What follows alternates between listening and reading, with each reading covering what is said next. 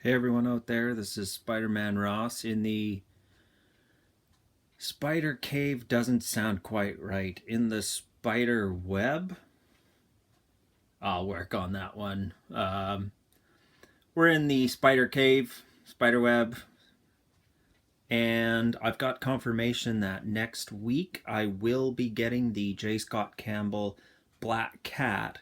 So before I do a review of that, I thought it might be nice to do a quick review of what J. Scott Campbell collection already has been through Sideshow.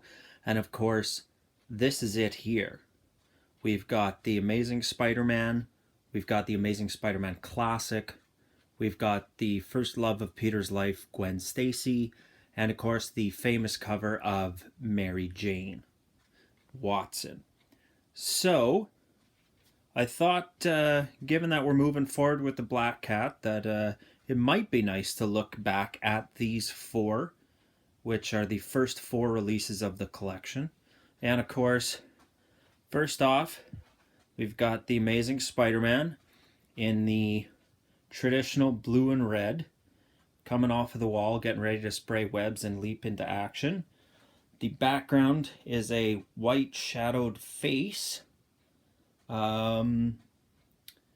And it's a beautiful piece, and if we swing around the back, we see the back wall with the pipe and the detailing that you would expect from Sideshow.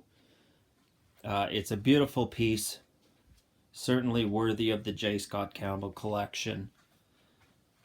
Next we had Gwen Stacy, and I've always been a big fan of Gwen Stacy, more than Mary Jane, because I'm a Spidey traditionalist, so Gwen Stacy just kind of means more. So there's the Gwen. It's a beautiful, beautiful piece, actually. It's one of my favorite Gwens. Uh, you know, classic Gwen Stacy and the skirt and the boots. But the nice thing is you've got the raindrops on the ground as she's walking. You've got this awesome looking umbrella. And if we come around, of course, what do we see? We see that it's a Spider-Man umbrella, and it's also got the raindrops coming off of it. It is, in my opinion, the best looking Gwen Stacy of them all. It's absolutely gorgeous. She's got a big smile on her face, and it's just classic Gwen.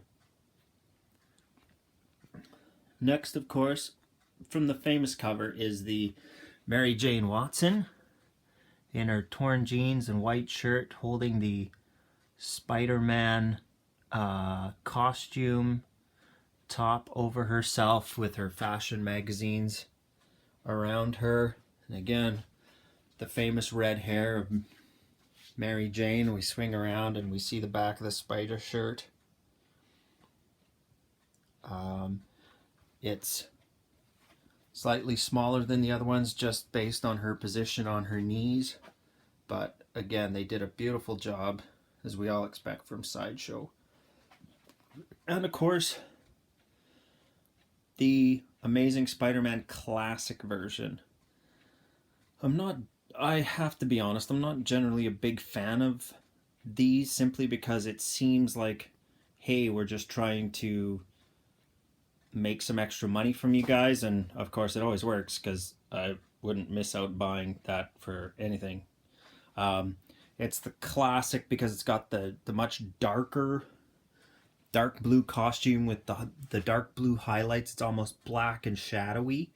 It actually looks really cool.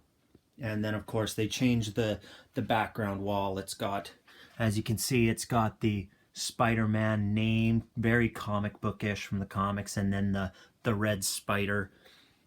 They did, in this case they repainted the back a darker color, but the pipe and everything's the same, which, I don't know, it doesn't sit perfectly well with me. It just seems like a money grab, but of course that would never actually stop me from buying it. Because, well, again, if you look around, that's what I do. Anyway, so this is the 4 collection.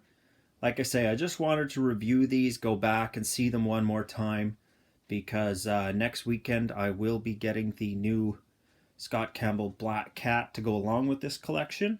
So by all means, we will see you next week with that one.